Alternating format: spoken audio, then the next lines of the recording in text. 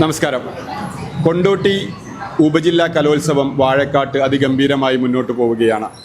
ഈ ഒരു സമയത്ത് വിദ്യാർത്ഥികൾക്ക് എല്ലാവിധ സുരക്ഷയും ഇതിൻ്റെ അധികൃതർ ഒരുക്കിയിട്ടുണ്ട്. ശാരീരികമായി വല്ല പ്രയാസവുമുണ്ടെങ്കിൽ അവിടെ ഓടിയെത്തി സേവനം ചെയ്യുന്ന ഒരു വിഭാഗം ഇന്ന് ഈ കലോത്സവ വേദിയിലുണ്ട്. അവരെയാണ് നമ്മൾ പരിചയപ്പെടുന്നത്.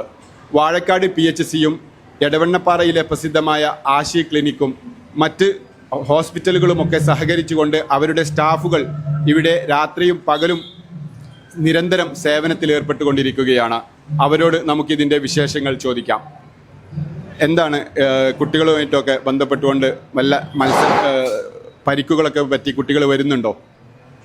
കൂടുതലായിട്ട് പരിക്കുകൾ വരുന്നില്ല. പ്രശ്നം എന്ന് പറഞ്ഞാൽ കുട്ടികൾ ഭക്ഷണം കൃത്യസമയത്ത് കഴിക്കാത്തതിൻ്റെ ഭാഗമായിട്ട് ഇപ്പോൾ ഗ്രൂപ്പ് ഐറ്റംസ് ഒക്കെ ആണെങ്കിൽ അത് കഴിയുമ്പോൾ കുട്ടികളാകെ തളർന്നു പോകുന്നൊരു സാഹചര്യമാണ്. അപ്പോൾ പെട്ടെന്ന് തന്നെ അവരൊന്ന് കിടത്തി ഒരു ORS കൊടുത്ത് അവരൊന്ന് സ്റ്റേബിളാക്കി എടുക്കാൻ കഴിയുന്നുണ്ട്.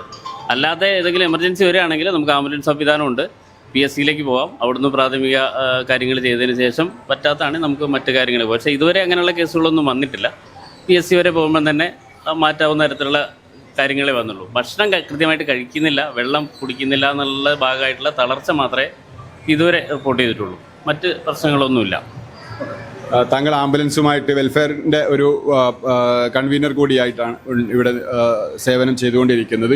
എങ്ങനെയാണ് കുട്ടികളുടെ നേരത്തെ ഗ്രൗണ്ടിൽ ചില സമയങ്ങളിൽ ആംബുലൻസ് വന്ന് കുട്ടികളെ കൊണ്ടുവരുന്നതൊക്കെ കണ്ടിരുന്നു. എന്താണ് കുട്ടികളുടെ ഒരു അവസ്ഥ? പ്രത്യേകിച്ച് കുട്ടികൾ ഇങ്ങോട്ട് ഭക്ഷണം കഴിക്കാതെ ഈ കളികളിലേക്ക് തയ്യാറായി നിൽക്കുന്നതുകൊണ്ടുണ്ടായിരുന്ന പ്രയാസങ്ങളാണ് നമ്മൾക്ക് ഉണ്ടായത്. ഇനിയുള്ള ദിവസങ്ങളാണ്, ഇന്നത്തെ ദിവസവും നാളത്തെ ദിവസവുമാണ് നമ്മൾ പൊതുവെ പ്രയാസമുള്ള ദിവസങ്ങളായിട്ട് കണക്കാക്കുന്നത്. അപ്പോൾ അതിനു വേണ്ടിയുള്ള എല്ലാ സജ്ജീകരണങ്ങളും ഇവിടെ തയ്യാറാക്കിയിട്ടുണ്ട്. അതിനുള്ള നേഴ്സുമാർ, നമ്മൾ ഹെൽത്ത് സെൻ്ററിൽ നിന്നുള്ള നേഴ്സുമാരുണ്ട്, HI തന്നെ നേതൃത്വത്തിൽ വന്നിട്ടുണ്ട്, JHI ഉണ്ട്. എല്ലാവരും ഇവിടെ ഫുൾ സജ്ജമായിട്ട് നിൽക്കുകയാണ്.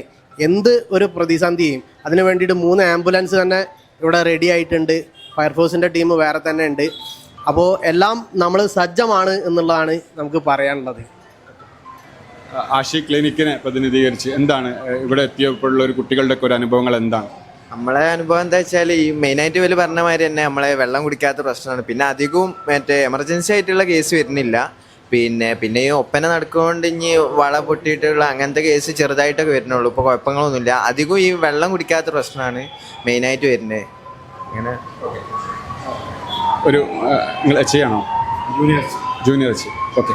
അപ്പോൾ വാഴക്കാട് ആരോഗ്യ വകുപ്പിൻ്റെ എല്ലാവിധ പിന്തുണയും ഈ ഒരു കലോത്സവത്തിനുണ്ട്.